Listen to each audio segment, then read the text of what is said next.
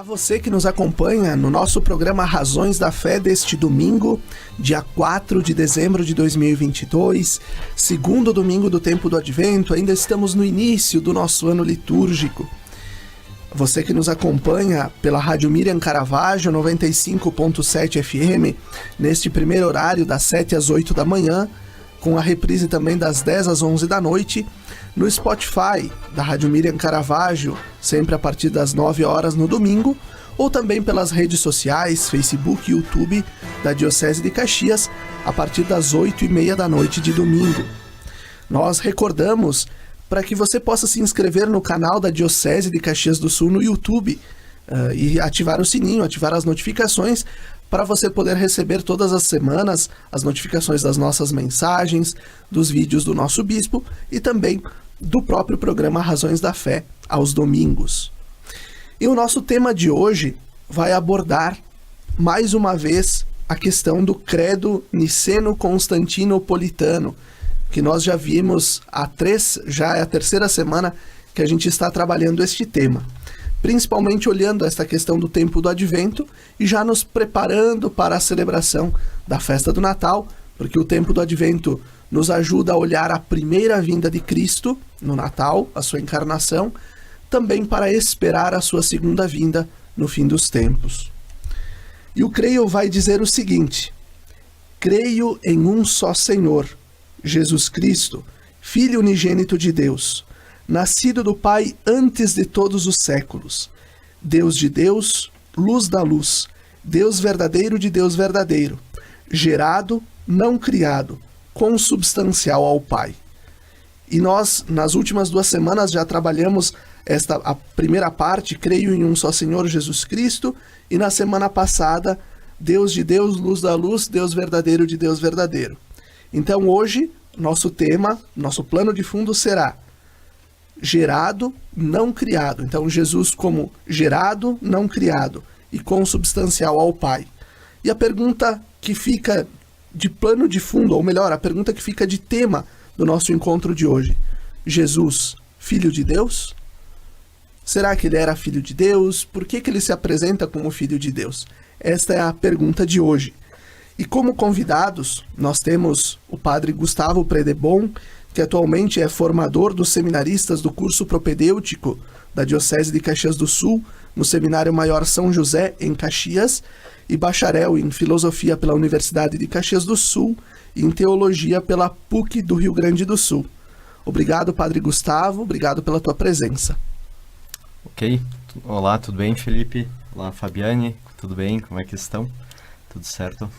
Perfeito. E a convidada de hoje, a Fabiane Paza, que é psicóloga com experiência em psicologia clínica e mestre em teologia pela Pontifícia Universidade Católica do Rio Grande do Sul e atua em diversos cursos e assessorias na área da psicologia, da educação e da teologia. Obrigado, Fábio, por ter aceito o nosso convite.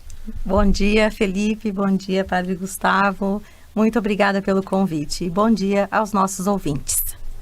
Nós, então, recordamos a importância de nós tratarmos destes temas. Por quê? Porque o programa Razões da Fé, ele quer explicar um pouco melhor o que cremos, por que cremos e como nós cremos. Justamente para ser um programa também catequético, para que não fiquemos muitas vezes correndo atrás das correntes do que se diz por aí, mas fora do que nos diz o magistério, do que nos diz a tradição e os documentos da nossa igreja. Então, justamente o tema de hoje, Jesus, Filho de Deus, e aí com base no que o credo niceno-constantino vai nos dizer: gerado, não criado, consubstancial ao Pai. E eu já trago a primeira pergunta ao Padre Gustavo. Um dos nossos mistérios maiores da nossa fé católica é a questão da Santíssima Trindade, a Trindade. Quem explica a Trindade? O que é a Trindade? Como pode um Deus em 3 pessoas, que são individuais na sua natureza, mas mesmo assim vivem na perfeição de ser comunidade, na perfeição do amor? Se Deus é Trindade, qual o papel do Filho, qual o papel de Jesus na Trindade? Bom, Felipe, eu acho que antes de a gente poder responder essa pergunta, é sempre é sempre bom recordar que essa linguagem, né, do credo que a gente vê, normalmente nós recitamos 1 ou 2 vezes por ano, né, nas nossas liturgias. Ela é uma linguagem bastante filosófica e ela foi uma adaptação, né, daquilo que era a fé judaica, a fé bíblica, por uma linguagem e para um mundo greco-romano, né, na influência da filosofia grega especialmente.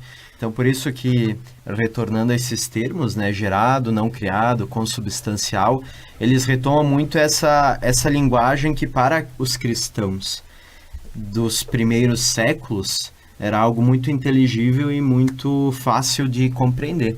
Então, por isso, assim, os judeus, né, eles tinham uma fé.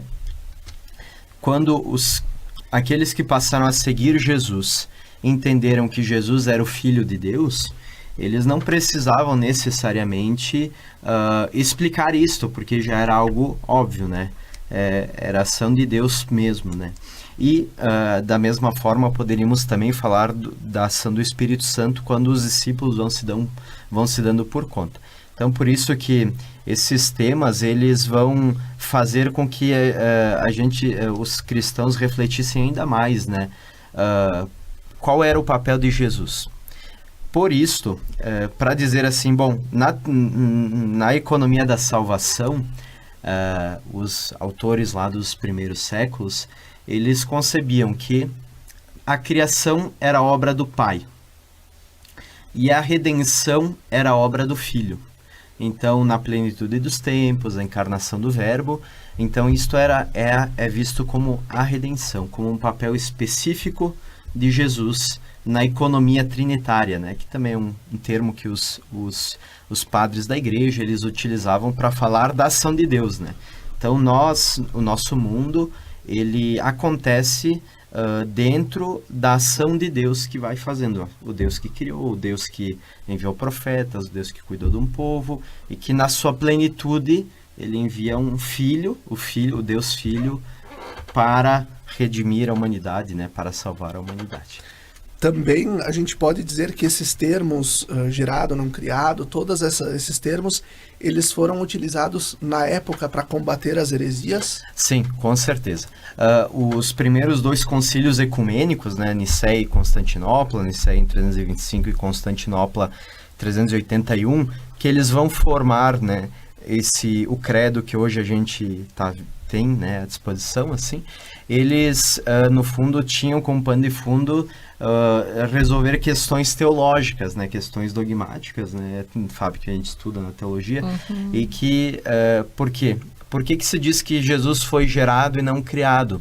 Porque para os cristãos daquela época, dizer que Jesus foi gerado por Deus Pai, mas não foi criado, significava fazer uma separação dizendo que nós somos criaturas e e pertencemos à ordem das criaturas, né? E Jesus não era criatura. Jesus era da mesma substância do Pai, né? Então ele não era criado como Deus criou o ser humano, ou Deus criou a natureza, assim vai, né? Então por isso que essa diferenciação que o credo faz, ela, por exemplo, visava combater especificamente a heresia do arianismo, né? Que não via Jesus como sendo da mesma substância de Deus, via ele como sendo um degrau abaixo disso, né? Isso aí. Também eu vejo, assim, dessa questão da função, né, de Jesus, de Jesus, o Filho, né, o Filho encarnado, além disso mesmo que a gente estuda na teologia, que é a redenção, que é a salvação, mas Jesus, ele veio nos mostrar o Pai. Né? Ele veio nos trazer nos mostrar a face do Pai. Quem vê a mim, vê ao Pai. Então, as pessoas não tinham muito conhecimento de quem era esse... Tanto que chamar a Deus de Pai foi iniciado, foi apresentado por Jesus. Deus era visto, né, como um justiceiro, como juiz, o Senhor dos exércitos, né? Então, é interessante também isso. E já entrando trazendo essa questão de Jesus que nos mostra o Pai, né, o rosto divino, né, de Deus na humanidade. Como deve ser, Fábio, a nossa relação, a relação do ser humano com Deus? ela tem que ser uma relação de servidão, em que eu tenho que servir, porque senão o diabo vai me puxar pelas pernas, ou uma relação dogmática que eu preciso só cumprir o rito da missa, o que a igreja prescreve, prevê, ou uma relação de comunhão e comunicação com Deus? Pois é, né? A terceira opção, né? É a terceira opção.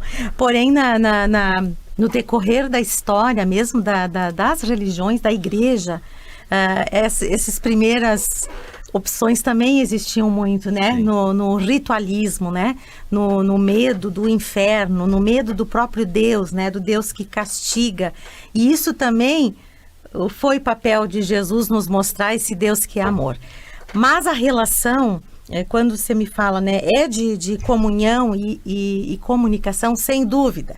De comunhão e comunicação. Porém, se a gente olhar os grandes místicos da igreja, eu diria que mais do que isso, né? Porque se a gente pensar vamos pensar numa empresa. As empresas hoje trabalham muito a boa comunicação dentro da empresa. Mas eu posso me comunicar com o meu chefe e não ter uma relação como nós temos que ter com Deus, que é a relação de amizade. Então, os grandes místicos, como Teresa d'Ávila, trabalha muito a questão da minha relação com Deus, uma relação de amizade. E como não essa amizade que nós temos hoje nas redes sociais, que é só o curtir, o não curtir, né? É muito superficial, mas a amizade com Deus, ela vem. E aí, numa amizade, se tem essa comunhão. Inclusive, se fala assim, né? A Santa Teresa fala, como que se inicia uma amizade? A amizade tem que ter uma escolha mútua. Nós queremos ser amigos. Deus quer ser nosso amigo. Então, essa parte nós já estamos garantidos, né? Agora, nós escolhermos ser amigos de Deus. E para que haja uma amizade efetiva, nós temos que dar o nosso investimento. Deus investe em nós, né? Deus investiu na humanidade enviando seu Filho. E como é a nossa amizade com Ele? Investir. Investir é isso, é dedicar tempo, é conhecimento mútuo. Deus nos conhece, o que nós conhecemos de Deus? Qual é a imagem que nós temos desse Deus para poder dizer, Deus é meu amigo, Deus está comigo, né? Senão, no momento de noite escura, como São João da Cruz, eu penso que Deus realmente está longe de mim, né? Está me testando somente. E aprender a olhar Deus, ou a vislumbrá-lo e a cultivar essa amizade no cotidiano, né? Lembro de Teresa d'Ávila, né? Quando ela diz assim, não me surpreende que tu tenha poucos amigos, né? Como é às vezes um pouco difícil ser amigo de Deus, né? Justamente porque nós, no nosso comodismo e na nossa forma de olhar as coisas, de olhar o mundo, nós esperamos algo perfeito e esperamos uma relação com Deus. Quando aqui eu perguntava antes sobre uma relação de servidão em que eu tenho que servir somente a Ele, mas nós muitas vezes esperamos que Ele tenha que nos servir a todo momento. João da Cruz, Felipe, ele fala, inclusive, que faz parte dessa relação com Deus esperarmos o silêncio de Deus. Porque existem momentos na nossa vida, e quem está em casa vai poder concordar com isso, porque em algum momento passou por isso. A impressão que temos é que Deus não está nos escutando, que Deus não está nos falando. Senhor, fala algo, né? E João da Cruz nos sinaliza isso, né? Como um grande místico orante da igreja. Sabermos esperar. A espera é um sinal de amor que nós damos a Deus e que Deus dá a nós, né? No nosso tempo, né? Eu acho que, complementando esse tema, Fábio, talvez possas concordar ou mesmo discordar, mas quando a gente tem uma relação plena, seja tanto no âmbito da fé como em outro âmbito, aquela relação ela nos planifica também, né? Ela nos torna melhores. Então, junto disso, né, respondendo a tua pergunta, uma fé verdadeira, ela também nos liberta, ela também nos ajuda a sermos diferentes, a vivermos de uma maneira diferente, com um olhar diferente, né, sobre o mundo, sobre tudo, né? E quer dizer, ela própria já atua em nós, né? Então ela nos faz ser diferentes perante tudo, né? E me permitam fazer mais uma pergunta. Diante disso, essa relação com Deus, né? A pessoa de Jesus Cristo, ela nos ajuda a cultivar essa relação com Deus, nós vislumbrarmos, talvez, mesmo que fosse sem a imagem do crucificado, sem os ícones, sem a parte artística, mas por meio da escritura e da tradição, a figura do filho pode nos ajudar a nos facilitar a comunhão com o Pai e essa relação com o Pai? Olha, totalmente. Do ponto de vista da fé cristã, né, Felipe, a gente diz assim, bom, Jesus nos revela, né, a face do Pai. Então, mesmo que a gente não tivesse nenhuma representação artística, ou nenhuma pintura, enfim, nada desse tipo, quando Jesus nos diz assim, né, olhem como Deus cuida dos pardais, dos lírios, né? Olha como quando ele nos inspira a confiança, né? Ele vai nos mostrando formas e caminhos que nós temos para nos relacionar com esse Deus, que nós poderíamos nos chegar de uma maneira mais próxima, né? E mais pessoal, mais, digamos assim, também subjetiva e objetiva, né? Objetiva porque de fato Deus está lá, mas também subjetiva porque nessa relação de amizade eu posso senti-lo, né? Eu posso ter reciprocidade, né? Então eu creio assim que as palavras de Jesus, naquilo que ele vai mostrando de Deus, nas ações, ele vai nos ajudando a talvez a viver a nossa relação com Deus de maneira melhor, né? Exatamente, eu ia falar também isso, que olhando o que Jesus é, olhando não só o que ele foi, mas o que ele é, né, na vida, na nossa vida, olhando o Evangelho, a relação que ele teve com o Pai, de obediência, de fidelidade, de escuta, de amor e de também esperar pelo silêncio do Pai, né? Então, eu acho que, sem dúvida, olhando a Cristo, a gente tem um caminho de como chegar ao Pai, né? E a essa amizade concreta, verdadeira, que se tem com uma pessoa, que não é com uma energia, não é com, né, algo abstrato, como o padre falou, mas uma pessoa. Isso aí, até o Bento XVI tem uma frase muito legal, né?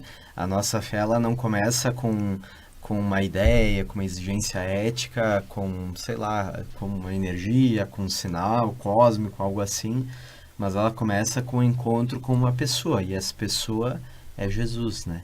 Então, aí é que é o começo da nossa fé. Então, por isso que, ao nos relacionarmos com Jesus, naturalmente nós vamos aprender quem é Deus e como nos relacionar com Deus, né? E trazendo essa uma pergunta para que a gente possa ir para o intervalo e você possa, em casa, ir pensando: como é que está a sua relação com Deus? Como é que está a sua relação de amizade com Deus? E assim nós vamos encerrando o primeiro bloco do nosso programa Razões da Fé. Fique conosco, até daqui a pouquinho.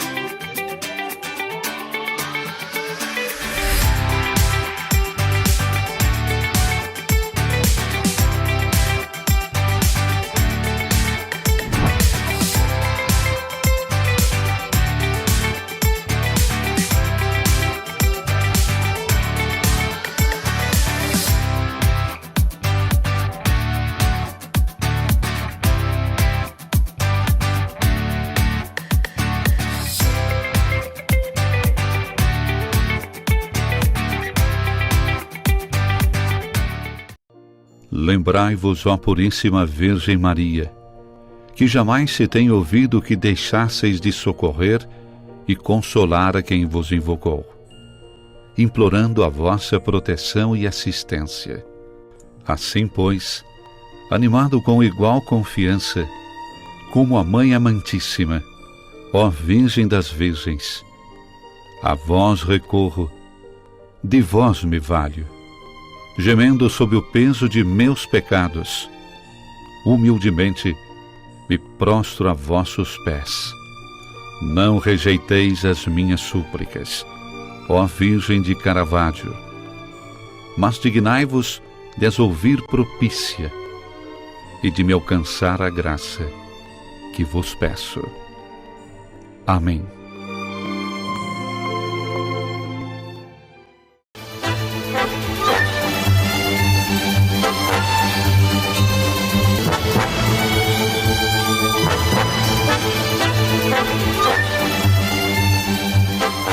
Volta com o segundo bloco do nosso programa Razões da Fé, deste domingo, 4 de dezembro de 2022. Hoje nós estamos refletindo sobre o tema Jesus, Filho de Deus, e do credo niceno-constantinopolitano nós tiramos a seguinte frase: Jesus como gerado, não criado, consubstancial ao Pai. E a partir disso que nós estamos refletindo com o padre Gustavo Predebon e com a psicóloga e mestre em teologia Fabiane Paza. Fabi, já vamos para uma pergunta agora, início do bloco, contigo. Vamos lá. Por que Jesus se coloca como Filho de Deus e Filho do Homem nas narrativas bíblicas? O que isso significa? A expressão Filho do Homem, ela aparece muitas vezes na Bíblia, né? Nos evangelhos. E também, não só nos evangelhos, como na Bíblia. Livro de Daniel, por exemplo, Ezequiel, né?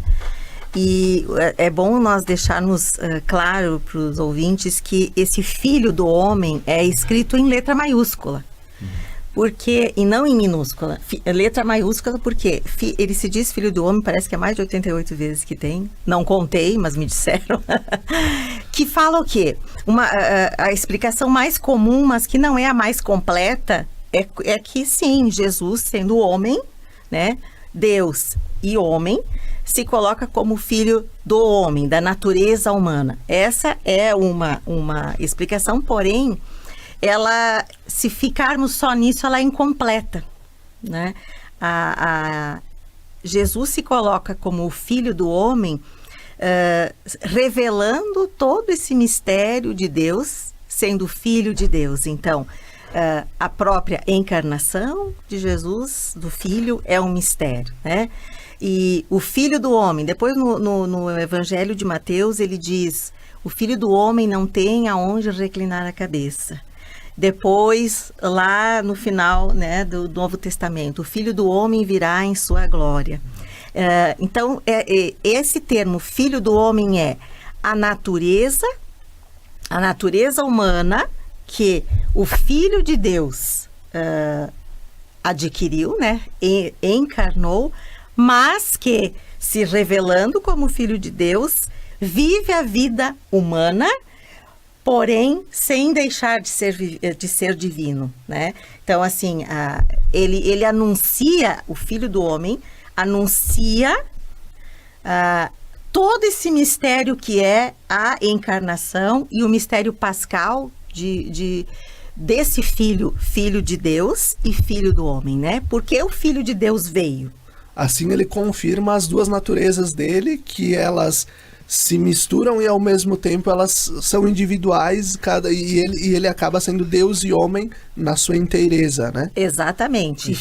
Isso aí a gente diz na teologia que elas coexistem, e na verdade até a gente evita usar o se misturam, porque no fundo tanto aquilo que é humano é preservado enquanto humano e aquilo que é divino é preservado enquanto divino, né? Então, só em Deus poderia existir tal coisa, né? Mas é por isso que nós dizemos que Jesus, a natureza divina e humana coexistem na mesma pessoa, né? E mesmo quando ele quando ele está lá no Monte das Oliveiras, que ele diz: o Filho do Homem se vai, né? O Filho do Homem se vai justamente no momento em que ele vai ser entregue, né? mas o melhor seria que aquele que o entregou não tivesse nascido, né? Então, ele se coloca como o ser divino, né? A pessoa, filho de Deus, mas ao mesmo tempo aquele que sente a dor na carne. Exatamente. E que inteiramente, né? Desculpa, Felipe. Inteiramente homem e inteiramente divino, né? Inteiramente Deus. Não é 50% Não é, no Calvário, então ele estava mais frágil, estava sofrendo, então era mais um humano. Não. É por isso filho de Deus e filho e filho do homem, né? Porque são as duas consubstâncias aí, né? Eu recordo do programa, 2 programas atrás, quando o Padre Ricardo estava aqui também conosco, e nós falamos sobre o esvaziamento de Deus, né? O abaixamento, em que ele diz: quem que morreu na cruz? O Deus ou o homem? Né? E ele traz: quem morre na cruz é o Verbo, é o todo. Né? É o todo. Então, é algo que é um mistério. Que Deus é esse, né? Que Deus é esse que aceita dar o seu Filho, né? Para redimir a humanidade. E nesse sentido, Padre Gustavo, como a gente já debateu sobre a existência do Jesus histórico também nos programas anteriores e a natureza divina, e nós trabalhamos, já falamos aqui também, como é que a gente pode interpretar a ação de Jesus, do Filho, na história da salvação? Certo. Eu só vou complementar uma coisa que, sobre esse assunto assim, que muitas heresias, elas nasceram na igreja com uma tentativa de explicar, às vezes de uma maneira incompleta, de uma maneira que não levasse em conta o todo da doutrina, algumas coisas. Então, muitas vezes, essa pergunta, quem morreu na cruz, né? Muitos já se faziam lá no passado, né? E, por exemplo, algumas heresias, elas diziam o seguinte, que Deus não morreu ali. Então, Deus só adotou um corpo humano e utilizou, então, naquele momento do sofrimento, aquele Espírito de Deus teria saído, né? Então, quando a igreja retoma essa questão da inteira natureza divina e humana, e inclusive indo até o Calvário, ela quer recordar que toda a humanidade foi assumida, né? O corpo não era só um invólucro, né? Uma prisão aí para uma alma, né? Que Deus... Algo que era muito comum, por exemplo, nas mitologias, né? E em outras visões de mundo, né? No platonismo e tal. Então, essa visão de que o espírito viria e habitaria um corpo por um tempo e depois sairia, né? Então, o cristianismo é carnal, é encarnação mesmo, é carne, né? Até no prólogo do Evangelho de João, quando diz, o Verbo se fez carne, quer dizer, ele habitou a humanidade na sua forma mais básica, assim, né? No corporal da humanidade, né? Isso é bem importante. Bom, como entender, então, esse Jesus que vai como entender a ação, né, do Verbo, né? Creio que nós temos que recordar que quando Deus cria, Ele cria por amor. Quando Deus redime, Ele também redime por amor, né? Algumas vezes até ao longo do cristianismo, né, dos 2000 anos de cristianismo, se achou que Jesus veio apenas para pagar uma conta, né, saldar uma conta do pecado da humanidade, né? Mas pelo contrário, quando Deus cria, Ele cria por amor, quando Ele salva, Ele também salva por amor. E por isso a gente diz assim que foi uma forma como Deus escolhe, ou foi conveniente, ou para que a salvação acontecesse. Então, Deus não fala mais de uma maneira distante, né? Desde cima do monte ou desde a nuvem, mas Ele fala através de uma pessoa concreta, né? Então, Jesus salva oferecendo Ele mesmo, né? Então, a cruz salva, com certeza, mas também a ressurreição, a vida, as obras, a própria atividade de Jesus, a forma como Ele se relacionou, oferece uma salvação para depois, mas também para o hoje, para o agora, né? Jesus salva também quando Ele nos ensina a como viver aqui os sinais da salvação, né? Novas formas de se relacionar, de viver o respeito, né, pelo outro, pelo diferente, a acolhida, enfim, né? Uma série de coisas que Jesus vai salvando antes mesmo do evento da cruz e da ressurreição, né? Então nós poderíamos dizer que no momento que ele cura um cego, no momento que ele perdoa alguém, ele está salvando essa pessoa? Tudo é evento da salvação, né? Desde o anúncio do anjo para Maria já é o evento da salvação ocorrendo, né? O cume, né? Vamos dizer assim, o cume é a morte de cruz, né? Culmina com isso, mas todo esse processo veio resgatando a relação da humanidade com o Senhor, com o Criador, e dando dignidade às pessoas, né? Isso. Numa cura, restaurando nessa pessoa, salvando ela de muitas coisas. Percebendo o quanto de Deus está no ser humano. Exatamente. Né? Isso aí. Porque, digamos assim, que Jesus veio para nos salvar enquanto vida eterna, mas também veio salvar a cultura humana, as relações humanas, a relação do homem consigo mesmo, do homem com os outros e do homem com Deus, né? Então a salvação é um evento integral, né? E por isso que eu acho assim que muitas vezes também a fé do ponto de vista psicológico, ela nos ajuda a ser mais maduros, a ser mais compreensivos, a ser melhores, diferentes, né? E cada vez mais resgatando a nossa totalidade. Eu acho que um problema, a integralidade, e também assim, hoje, né, se vê muito, né, não querendo entrar em polêmicas, mas assim, as pessoas preocupadas com o céu, né,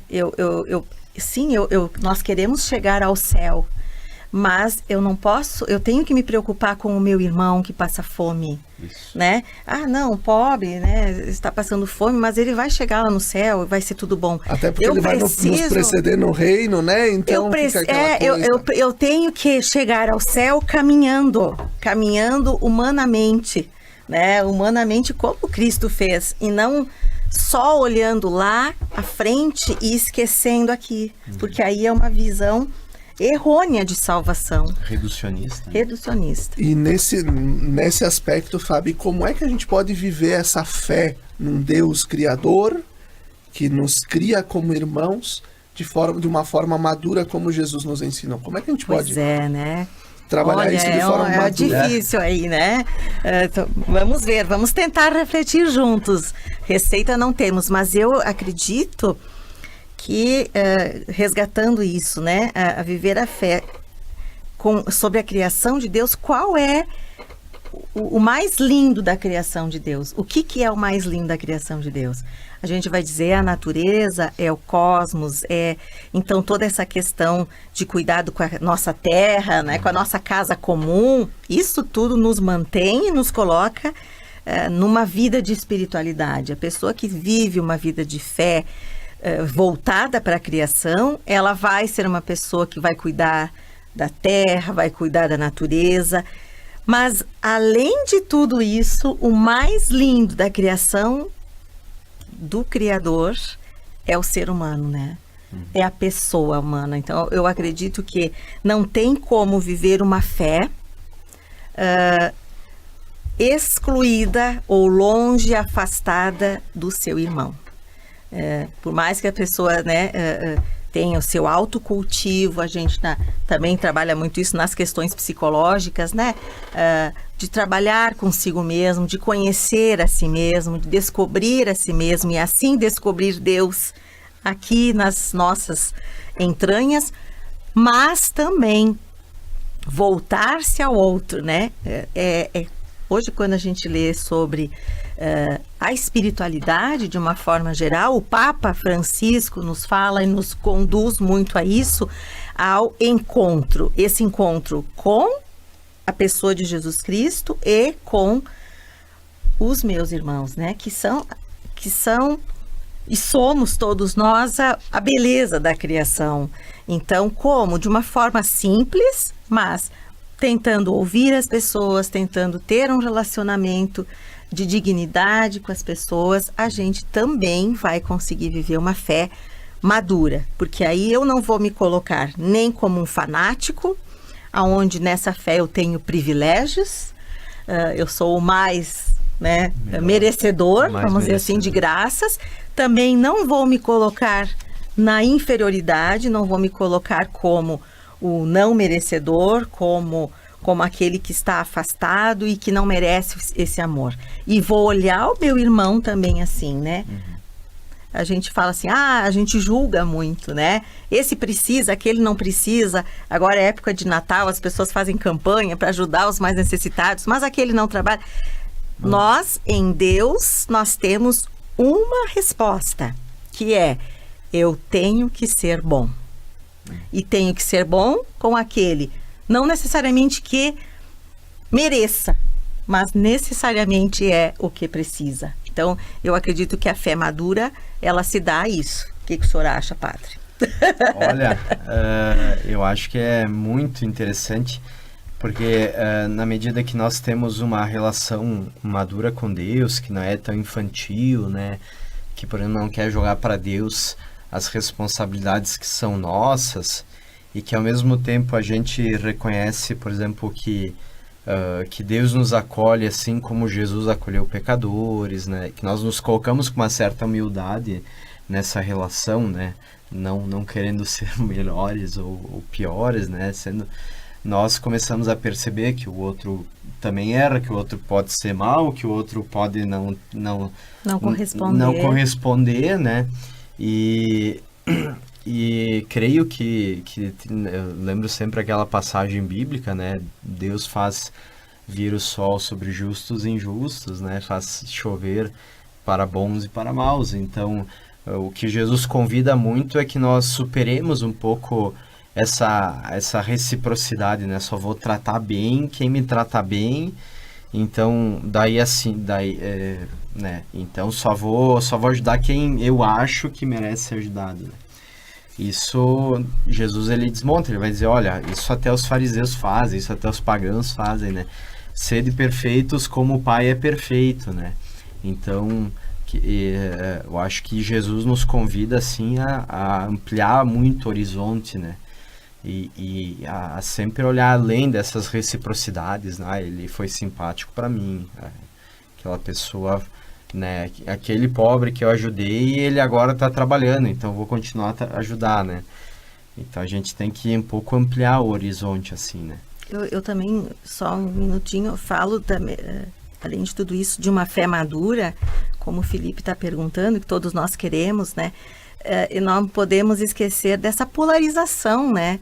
Que acontece na sociedade e até mesmo dentro das nossas comunidades, das nossas paróquias, da igreja, né? Isso não nos deixa ter uma fé madura. Sim, nós temos que ter as nossas posições, mas eu não posso não viver e deixar de viver a alteridade, né? Se aquela pessoa reza de uma forma, entende de uma forma, ela não necessariamente, e eu diferente, ela não precisa ser minha inimiga.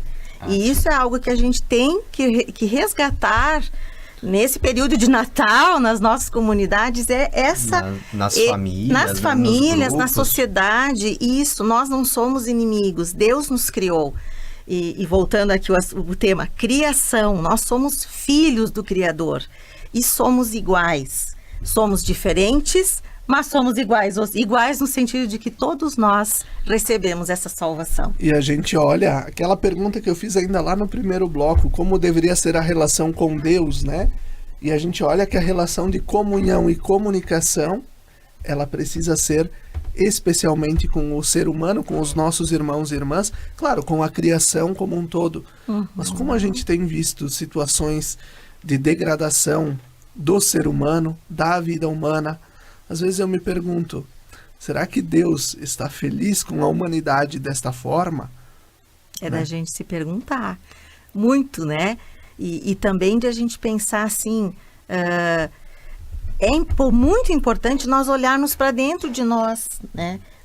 Por que eu estou sentindo isso? Por que isso que, vamos supor, que o Felipe me falou, me deixou tão nervosa, tão indignada? Por que está mexendo comigo? Então, o autoconhecimento faz nós também entrarmos numa fé madura e altruísta, né? Nós vamos para o intervalo, concluindo esse segundo bloco, com a pergunta, se antes nós nos perguntávamos como está a minha relação com Deus, Como está a minha relação com os irmãos, com a criação, com aqueles que vivem na minha comunidade, que convivem comigo, com os meus colegas de trabalho, com a minha família?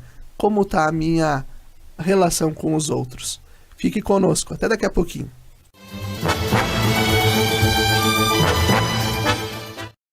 Lembrai-vos, ó Puríssima Virgem Maria, que jamais se tem ouvido que deixasseis de socorrer e consolar a quem vos invocou, implorando a vossa proteção e assistência.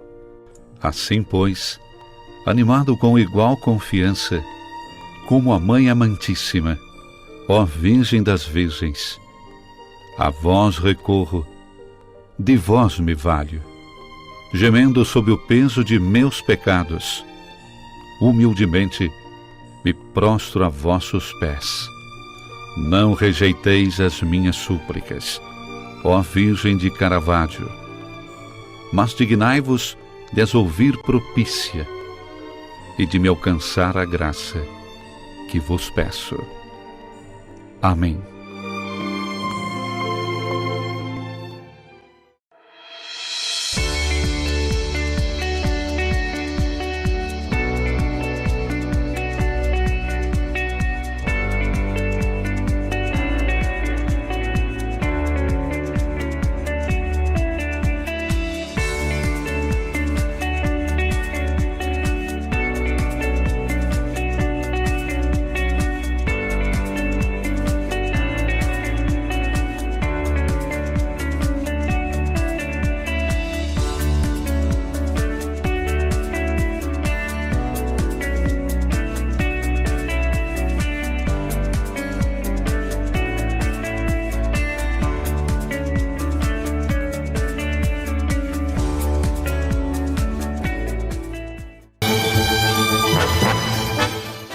Estamos de volta com o terceiro bloco do nosso programa Razões da Fé, desse domingo, 4 de dezembro de 2022, aqui pela Rádio Miriam Caravaggio, 95.7 FM e também pelas redes sociais. Nosso tema de hoje, Jesus, Filho de Deus. Nossos convidados deste domingo, o Padre Gustavo Predebon e a psicóloga e mestre em teologia, Fabiane Paza. Padre Gustavo, o que significa dizer que Jesus é consubstancial ao Pai? E sendo assim, o Espírito Santo também não seria consubstancial ao Pai e ao Filho? Como é que funciona essa relação entre os três? Isso aí. Então a gente, retomando um pouquinho daquilo que estava sendo dito antes, né? Essa linguagem consubstancial era uma linguagem que estava em voga no mundo antigo, que servia e ajudava para falar sobre a relação que existia, a relação divina que existia, né? Então, por isso dizer que Jesus é consubstancial quer dizer que ele partilha a mesma substância do Pai. Ou seja, se Deus Pai tem determinada substância, Jesus possui esta mesma substância. Com relação ao Espírito Santo, vou fazer um pouco mais de explicações, né? O primeiro concílio de Nicéia, ele foi clareando a questão da divindade de Jesus. E no concílio de Constantinopla, em 381, foi sendo clareada a questão da divindade do Espírito Santo.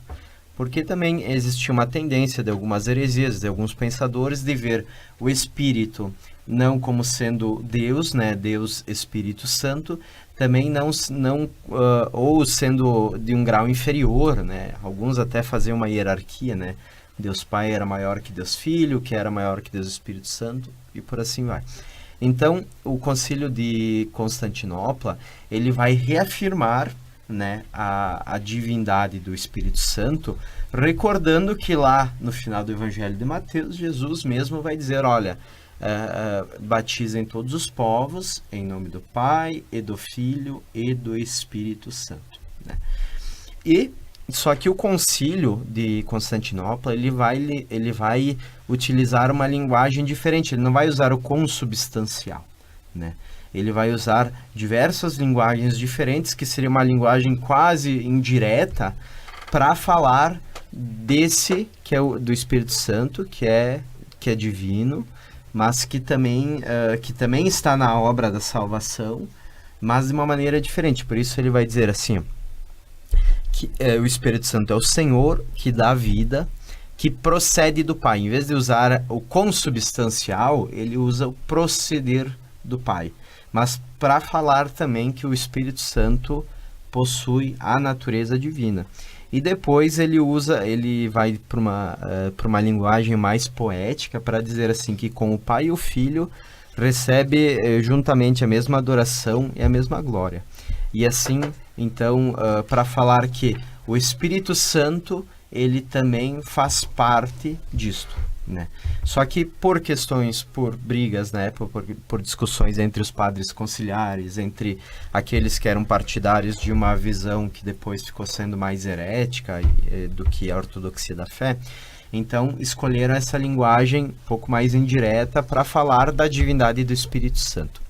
Lembrando que quando a gente lê o Evangelho de Lucas, para Lucas, o tempo da igreja é o tempo do Espírito Santo. Então, após a morte e a ressurreição de Jesus, o tempo da igreja, da comunidade nascente, do tempo que nós vivemos agora, é o tempo da ação do Espírito. Então, o Espírito, ele age na igreja, ele age na história, ele conduz a história, é ele que vai iluminando a igreja, que vai suscitando santos, né, profetas, doutores, pessoas que vão guiando e que vão conduzindo a igreja como obra de Deus, né? Então, por isso, assim, Jesus atua na obra da redenção da humanidade e o Espírito Santo atua na obra da santificação da história que vai seguir a partir de então. E na história, a partir da encarnação de Jesus ou na história que vem de antes ainda? Então, na teologia trinitária nós sempre falamos que, embora a gente identifique, por exemplo, a criação com Deus Pai, também na criação o Deus Filho e Deus Espírito estavam presentes. Na redenção, né, na cruz, na ressurreição, embora a gente fale de Jesus, do Deus Filho, também está presente Deus Pai e Deus Espírito Santo. No tempo do Espírito Santo, no tempo da igreja, embora a gente fale do Espírito Santo, também está presente o Pai e o Filho. Então, didaticamente, nós distinguimos os tempos, mas a ação de Deus é unitária, né? Porque Deus não pode ser dividido assim como nós podemos dividir, né, as coisas humanamente falando, né? Isso também é muito catequético, assim, para a gente entender, né, essa divisão, mas para entender também como Deus vai agindo em cada momento da história, né?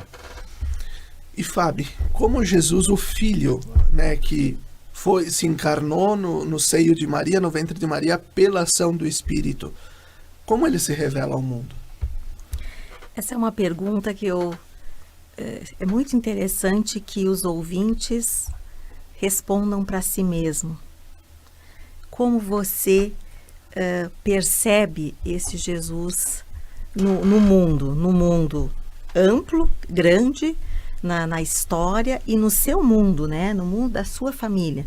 Nós podemos dizer que Jesus se mostra no nascimento de uma criança, que Jesus se mostra quando uma família está reunida, Jesus pode se manifestar numa doença difícil que uma família passa, numa perda. São momentos esporádicos de cada história, né? Mas se nós falarmos no amplo, Jesus se manifesta no mundo como Deus que se encarnou, Deus que veio nos visitar, Deus que veio fazer, né, a sua morada, fazer a sua tenda aqui na humanidade. Por isso que eu acho que é muito importante a gente pensar isso. O Natal é a festa desse mistério encarnado.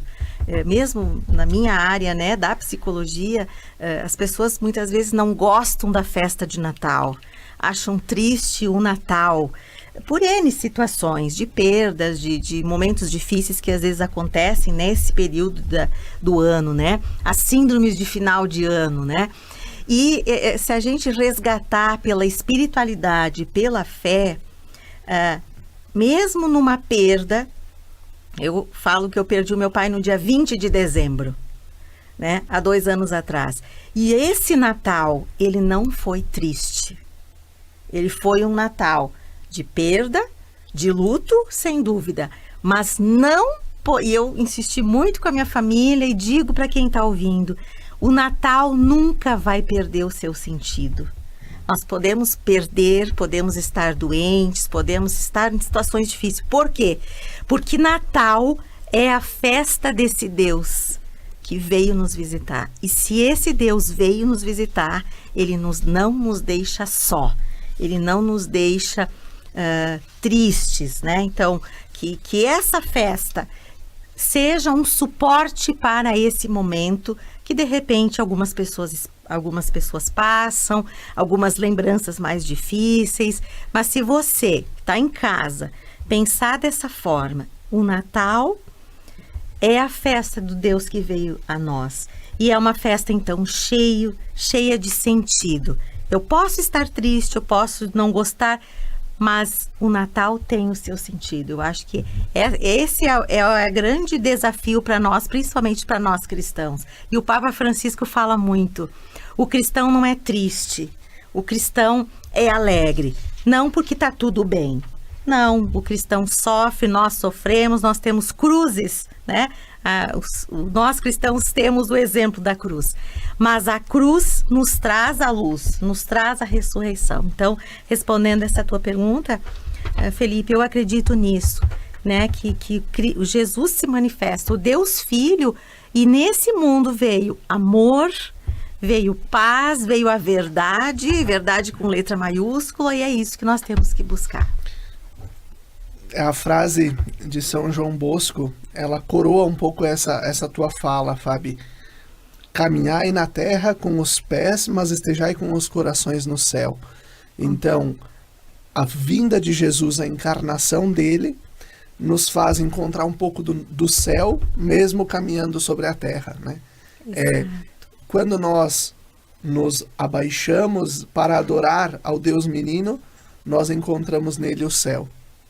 Então, o Filho vem nos trazer esse rosto de Deus e nos levar para o céu de uma forma tão pedagógica, porque Deus é pedagogo também. Muito. Né? É uma forma muito pedagógica. Padre Gustavo, se Jesus é consubstancial ao Pai e, portanto, também é Deus, como nós podemos explicar a kenosis, o esvaziamento dele, para se tornar um homem sujeito à lei, sujeito a ser criança e sujeito a uma cruz? Eu acho que mais do que explicar, né, Felipe, agora meditando, eu creio que nós deveríamos acolher como mistério. Porque por que digo mistério? Porque se pararmos e pensarmos que Deus poderia ter estralado os dedos e ter feito tudo o que quisesse, mas a forma como ele foi agindo, como ele se deixou perceber na humanidade, na sua ação, ela foi desta maneira, né? Como aconteceu. Então, eu creio que a encarnação, né, Fábio, tu diz muito bem, é um mistério, é um mistério de esperança. E a gente tem até uma filósofa, né, a Hannah Arendt, que ela medita que o cristianismo, quando fala do nascimento de uma criança, ela quer falar que ali é algo novo, uma nova vida é sempre algo diferente, é sempre algo que modifica tudo, né? Na experiência humana mostra isso, né? Numa família. Mas, então, Jesus, ele vem para modificar tudo de uma maneira não agressiva, né? Todos os sinais de Jesus são sinais que não demonstram nem agressividade, nem imposição, nem usurpação. Tanto que a carta lá aos Filipenses, ela disse, né? Ele não se agarrou à sua condição divina, mas fez-se igual ao ser humano, né?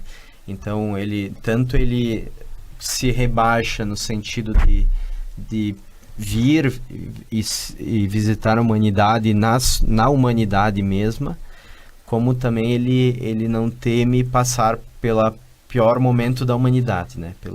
Pela pior desgraça. Então, o que Jesus faz, no fundo, é um mistério também. Por isso que pensar, né, que que Deus age na nossa vida, que Ele talvez procure agir de maneiras muito mais simples do que nós pensemos, do que nós cremos, né? Talvez nos ajudaria a desmontar um pouco as nossas pretensões de poder, né? De ganância, de prepotência, né? Bom, se Deus preferiu a humildade, né? Ou se Deus preferiu caminhos pouco usuais, né? Por que eu tenho que continuar com determinados comportamentos, determinadas formas de entender o mundo e as pessoas, né? Eu acho que para a gente encerrar dá para lembrar as 3 loucuras de Deus, né? As 3 loucuras que Deus fez por nós, né? As loucuras que é a encarnação, o Deus que se faz tão pequeno, tão frágil, Deus que se faz pão, né? Num pequeno pão se faz o nosso alimento, e Deus que passa pela que nos dá cruz, né? Que morre humilhado e como um bandido, né? As 3 loucuras de amor que nos leva à eternidade, né?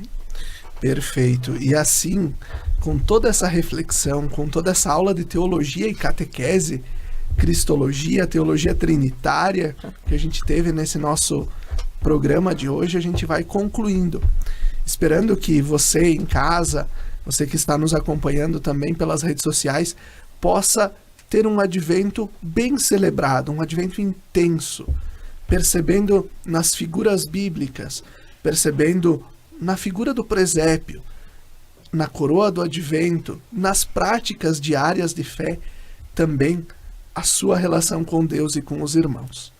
Até o próximo domingo. Aproveito agradecer a Fábio, o Padre Gustavo, que estiveram aqui conosco, o Paulinho da técnica da Rádio Miriam Caravaggio, o Emanuel, nosso seminarista, que nos ajuda na gravação desse nosso podcast em vídeo.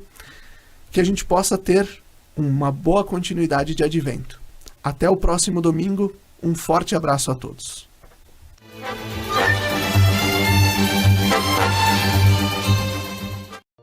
Lembrai-vos, ó Puríssima Virgem Maria, que jamais se tem ouvido que deixasseis de socorrer e consolar a quem vos invocou, implorando a vossa proteção e assistência.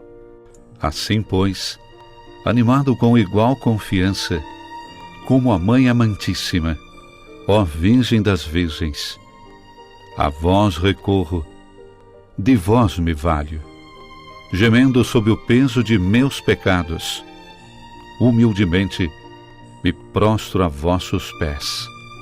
Não rejeiteis as minhas súplicas, ó Virgem de Caravaggio, mas dignai-vos de as ouvir propícia e de me alcançar a graça que vos peço.